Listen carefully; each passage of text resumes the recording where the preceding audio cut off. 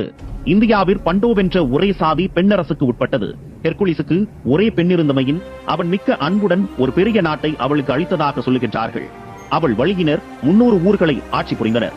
அன்னோ பெருஞ்சேனைகளை உடையராயும் இருந்தனர் என்பது யவனாசிரியர் இருவரும் கூறியுள்ள கதை. பாண்டியர் மலையத்துவச பாண்டியனுடைய புதல்வியாகிய மீனாட்சி அம்மையின் வழி தோன்றியவராய் கௌரியர் என்று அழைக்கப்பட்ட செய்தியை யாதல். அன்னோ பாண்டியன் சித்திராங்கதனுடைய மகள் சித்திராங்கதையின் வழித்தோன்றல்களாயுள்ள செய்தியை யாதல் குறித்ததாக கொள்ளல் வேண்டும். இதுகாரும் யாம் கூறியவற்றால் பாண்டியர் மிக்க தொன்மை வாய்ந்த குடியினர் என்பது நன்கு விளங்குகிறதென்றோ. இனி இப்பாண்டியர் சந்திர வம்சத்தைச் சேர்ந்தவர் என்றும் வேப்பம்பு மாலையை தமக்குரிய அடையாள மாலையாகவும் கயல் மீனுருவத்தை குடியாகவும் இலச்சினையாகவும் கொண்டவர்கள் என்றும் பண்டை தமிழ் நூல்களும் கல்வெட்டுகளும் செப்பேடுகளும் கூறுகின்றன. இனி புறநானூல், பத்துப்பாட்டு முதலிய சங்க நூல்களில் எத்தனையோ பல பாண்டிய மன்னர்களின் பெயர்கள் காணப்படுகின்றன. ஆயினும் அவர்களது வரலாறு நன்குணரப்படவில்லை. கடைச்சங்க காலத்திற்கு முந்தைய நாட்களில்